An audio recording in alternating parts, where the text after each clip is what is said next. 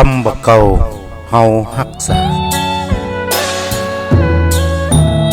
สนับสนุนโดยวิทยุเต็มร้อยละปูนและนาบุญเรดิโอบ้านโฮงเจ้ายาเฮียนเต่าหามหง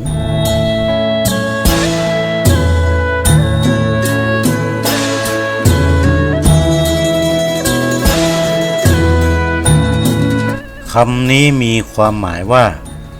อย่าพูดในเวลาที่ไม่ควรพูดถึงแม้ว่าการพูดนั้นจะถูกต้องก็ตามเหมือนนิทานเต่าหามหงส์เต่ากับหงส์เป็นสหายกันต่อมาบึงที่อยู่ของเต่าน้ำแห้งขอดหงส์จึงอาสาหามเต่าบินไปหากินที่ใหม่เต่าใช้ปากคาบไม้ตรงกลางไว้ให้หงส์2 ตัวคาบปลายทั้ง2 ข้าง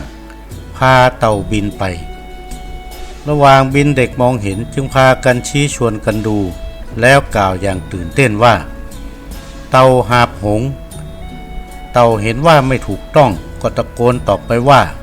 ไม่ใช่หงส์หามข้าต่างหากพออ้าปากเต่าก็หลุดจากไม้ตกลงมาตาย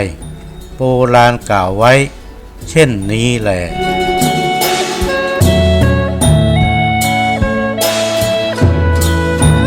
อย่าเฮียนเต่าหามหงส์